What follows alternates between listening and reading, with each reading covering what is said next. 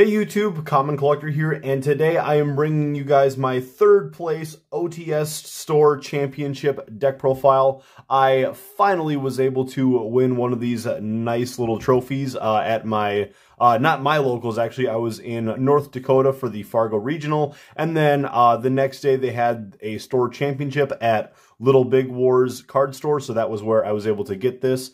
I was really close, I feel, to being able to get into the first place, but I did have a matchup against Despia in the semifinals, so Despia ended up taking it. I got super poly'd both games, so you can't really be too upset about that. You know, if your opponent's just lucky enough to get two super polys, it's just going to happen, and you're probably just, you know, you got to fight through a lot of adversity there, and Despia is just becoming a more relevant strategy over and over again. Also, just a quick shout out to my best friend Tyler, who actually won this playmat in like the raffle drawings that they're doing at a lot of these store tournaments. So he won this mat, and he was nice enough to sell it to me, and then I was actually able to use this in the last two rounds of the tournament for the semifinals, and then for the playoffs for third and fourth place, where obviously I lost against that Despia matchup, but I was able to win against the against the guy for third and fourth place, who I actually ended up running up against twice. So in the main event, I played against him. He was playing Pile, and sort of both duels, both matches, he ended up sort of bricking quite a bit. My other matchups, like I said, Despia, I ended up playing up against quite a bit of other good strategies, Dragon Link, as well as ABCs and everything. So I was undefeated going on into the main event. I tied against ABCs. Otherwise, I didn't lose to anybody. I played against Numeron as well and Sword Soul. So quite a bit of good competitive decks. But anyways, I believe that's about it for my matchups. Let's get on into the profile. But quickly before I do so, please make sure that you guys subscribe to the channel if you guys haven't already. And also, if you guys are interested in the Patreon, there is a new perk. I just wanted to sort of explain it here right now, but over on the Patreon, if you guys join at the $5 or higher tier, you guys get all of the benefits that have always been there, but now with a new perk, with the Get Out of the Shadow Realm free card. I was actually passing these out to a lot of people. There were a lot of vendors and stuff out at the North Dakota Regional, so I was able to actually, people who were trading and whatnot, so anybody who gave me a good trade, I ended up giving them one of these as sort of a thank you. So it was really fun to just be able to show these off, a new perk which has only been around for about a week. So just a Get Out of Shadow Realm free card, sort of like a joke on Monopoly's Get Out of Jail free card. So yeah, if you guys are interested, go ahead and check out the Patreon. Links will be down in the description below. But anyways, let's get on into this update. So I did actually do this profile a few weeks ago, but I did end up tweaking quite a little bit. All of those little minor changes to the main side and extra deck are really important when it comes to like the high competitive level. So I'm not going to explain these cards too much, but we have our 3 copies of Kill. Very standard lineup. The 3 Leela, very important in here, as well as the 2 copies of the Kill Frost, and then the 1 copy of the Leela Treat. I sort of really honed in on the strategy over the weekend playing this tournament that really your best, most optimal hand that you want is to be able to open 1 copy of the Leela, the regular Leela. This is your best opening monster, because then this is going to be able to get you into this when you can actually special summon from the deck. And then that's going to help you set up for that draw effect. So if your opponent ends up actually searching anything and adding it from their deck to their hand out of their draw phase, then you're able to banish this from the graveyard, and then you're able to draw a card. Basically, your opponent just can't keep up with all of your draw effects that you end up going through. So basically the optimal 5-card hand, which I ended up seeing so many times on Sunday at the championship tournament, was the Leela or Kill, preferably Leela, 1 copy of Secret Password. That way you can go into either the Live Twin Sunny Snitch, your Live Twin Home, or your Evil Twins Challenge, whichever of those 3 that you need to search off with your Secret Password, whether you need to search for an extender with the Snitch, whether you need to just start all over with a Kill in case you end up getting hit by something like Ghost Ogre, or Imperm, any of that kind of stuff for the home, or if you get hit by Nibiru and you need to search for the challenge, that is your optimal 2 cards, and then 3 hand traps. So your optimal hand, the Leela Secret Password, 3 hand traps, saw it so many times over the weekend, it was insane. The 1 copy of Kiss-A-Kill and Leela, this card is just your 1 brick in the deck, but it is really still nice to have in the deck as the option to just be able to use your Trouble Sunny Snitch, your Trouble Sunny 1 time, like free of charge, basically. You are able to pitch this from your deck to the graveyard or hand to the graveyard. Then you're always able to do field to the graveyard with the other 2 effects.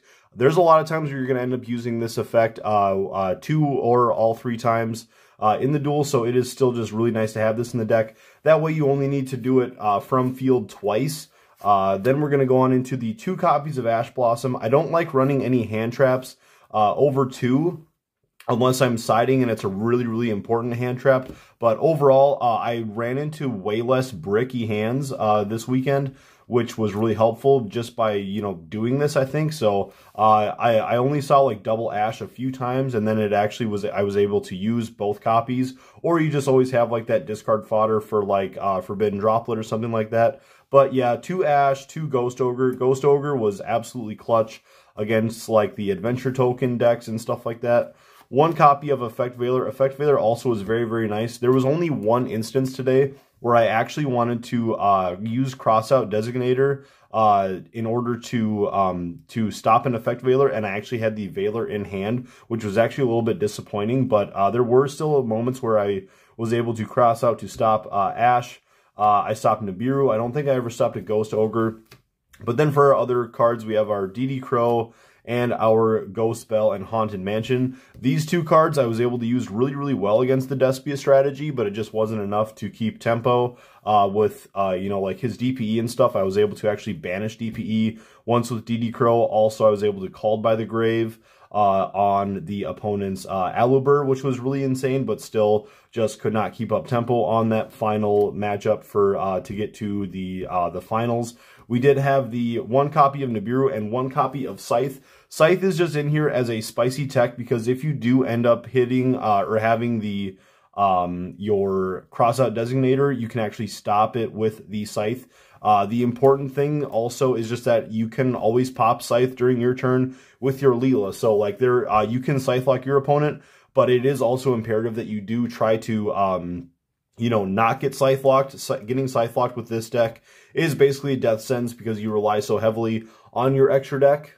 So you do end up wanting to always go first against those decks that are trying to, you know, lock you out with the Scythe lock, because then you do still at least have like all of your resources in the graveyard to be able to sort of like go into all of your stuff, but still having this in here with the Crossout Designators to be able to stop it is really crazy. We also just have other like totally good ways to sort of stop that, and we will get to that a little bit later. Our 3 copies of the Sunny Snitch, I already sort of explained why this is so good. It just can help you find that extender. Like if you have Leela on field and you need to search for the Frost, it is just so nice if your opponent is trying to stop your board. 3 copies of Secret Password to search for that proper spell or trap that you really need. Our 2 copies of Home. Sometimes I'll side one of these out, but still, you always want to have 1 in the deck at least, and I would never really want to cut this down to 1. I've thought of it, but really just playing the 2 copies is so good. We then have our 3 copies of Crossout Designator. This actually did come in clutch, like I said, a couple times. Banishing an Ash and Nibiru for sure came up a lot. If you ever come into the mirror match, it can come up, obviously, and there's just a... I also believe there was an instance where I was able to send Forbidden Droplet in order to... Or I was going to, but the opponent did end up sending a spell for Forbidden Droplet, so I couldn't actually do it. That was the interaction. Yeah, he sent something. It was a spell card, and I was really disappointed because I wanted to Droplet hit cross out on the Droplet, but it didn't work. We then have 3 Forbidden Droplet, which is so free in this deck because if your opponent has anything that you want to negate, you can summon the Kiss-A-Kill, Droplet, send that, then you're going to special out the Leela. Leela can then special out another copy of the Kiss a Kill, and you're just off to the races yet. So if your opponent's trying to interrupt you or anything, you can always just like droplet to send. It's just so good. We then have our 1 copy of Monster Reborn. There were a ton of instances where I was sort of like scraping at the bottom of the barrel in my matchups, and I was able to just Monster Reborn and bring back Trouble Sunny from the graveyard, and then I was able to go back on and keep up the tempo, or just Monster Reborn, who, you know, your opponent's DPE, your opponent's Dragoon, or just like to just get back into another monster. I think that there were other times where they stopped me before I got into the Trouble Sunny, and I Monster Reborn, brought a Kiss a Kill Link back from the graveyard, and then I was just able to keep going off from there. So it's really powerful. Love Monster Reborn in here. Cosmic Cyclone was another good MVP. It was able to stop the adventure token stuff from going off, just being able to hit the Fateful Adventure and stuff like that, or just Cosmic Cycloning into a Scythe is another great route. We then have the 1 copy of Triple Tactics Talent. This is the most cuttable card in the main deck, in my opinion,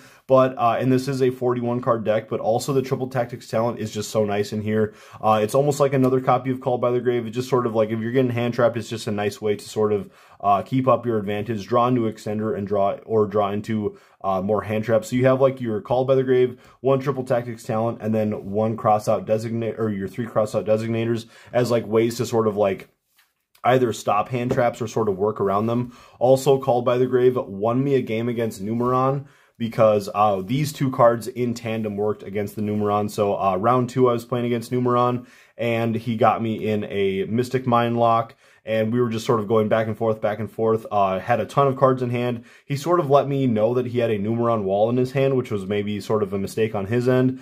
So then on my final turn, when I drew Cosmic Cyclone, I used Called by the Grave, banished Numeron wall. That way he wasn't able to use its like Battle Fader effect during the battle phase to save him. Then I used Cosmic Cyclone to banish the in order to banish the Mystic Mine, and then I pushed in for game, and he just couldn't do anything because I used Called by the Grave on the wall. It was so good.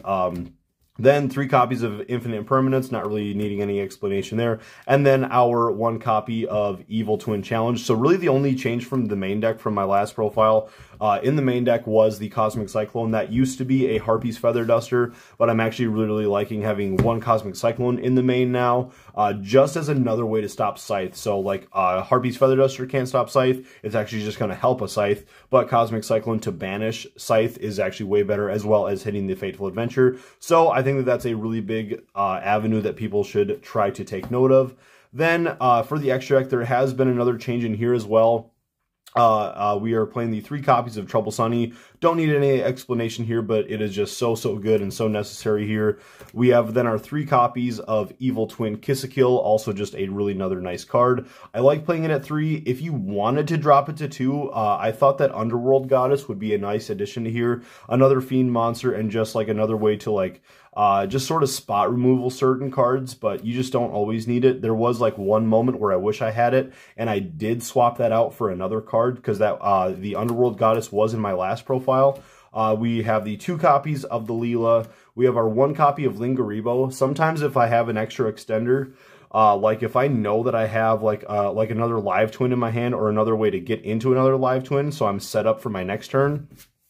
Like if I open my turn with a Leela and a Kiss a Kill, I summon the Leela, do all of the shenanigans, and I know that I have that extra Kiss a Kill, and I also have gone through, or I also have a Frost in hand. Like if I open this is very suboptimal, but you can do all of your full combo, and then your Kiss a Kill Frost, special that out onto the field, and then go into Lingaribo. Or actually, no, sorry. You got to do that with one of the Cyberse monsters. But if you're able to extend into another Cyberse monster, doing the Lingaribo just to stop your opponent from using Infinite Impermanence and stuff like that is kind of nice, because this can stop a trap card. Then we have our 1 copy of Dark. Dark was what I used to replace the Underworld Goddess, because there are a lot of instances where your opponent could go into DPE, get the DP into the graveyard, and then you steal it with Dark.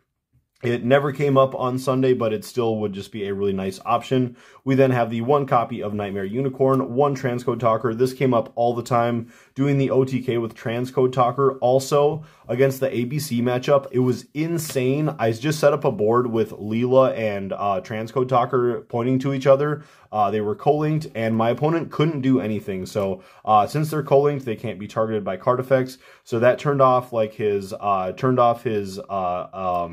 equip spell for the adventure token deck, which I believe targets to bounce stuff. Maybe that wasn't live on the field. I could be getting that wrong, but he definitely could not bounce with the ABC Buster, and he also could not IP Masquerena into Unicorn in order to like target and bounce. So it was just super insane. I just sort of had like a soft lock going on there, and it bought me a lot of time, which ended up making us tie. Then we have our Sky Cavalry, our Downward Magician, and our Zeus. This actually came up quite a bit using the Centuria as well. For the Zeus, there was just a lot of games where you end up having like a 4-material Zeus, and then your opponent's just like, yeah, I can't get around that, and they just scoop for the next game. Again, one change in the extra deck, going for the Dark instead of the Underworld Goddess. I think it was a right move, but if I can find space for the Underworld Goddess in the future, like by taking out a Kill or a Lingaribo, I think I might try it out. Then for the side can just sort of really be whatever you want, but 3 Droll and Lockbird is pretty nice. I was getting hit by Droll, so it was nice to just sort of side this in and have it as another cross-out target. 3 copies of Artifact Lancia, just another nice one to put in. Our other 2 copies of Nibiru, just to be able to stop those big combo decks. Against Pile, this was really, really nice because he just couldn't always get into the Fateful Adventure engine because there's just so many other engines in the deck. So he couldn't always get the Omni Negate out, and then I was just able to slap the Nibiru down. I played against him in 2 different matches, like I said. So against the Pile deck, this was just really, really, really nice.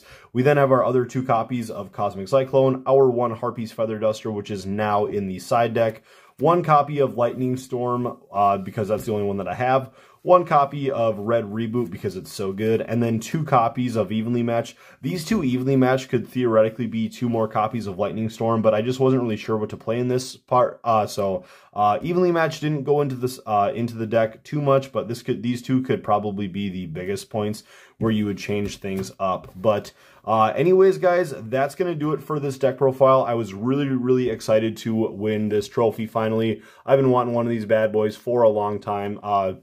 I think I was really on the cusp of getting the first place trophy. My buddy Mike did win it, and also I was just really happy to get this mat. So I was able to play a very, very fun deck. A lot of people were interested in it. They thought it was really cool. Also, again, just don't forget to check out the Patreon. If you guys are interested, this is available at the $5 tier. The perk is now updated on the website and all that stuff. So if you guys join at the $5 tier, you guys get this sent in the mail for free, along with all of the other perks, including a signed card sent in the mail by me, and a whole bunch of other bonus videos, which are all backlogged now. So there are just tons and tons of videos to watch. So if you guys are interested, go ahead and check out the Patreon. Otherwise, until next time, I'll catch you guys. Peace.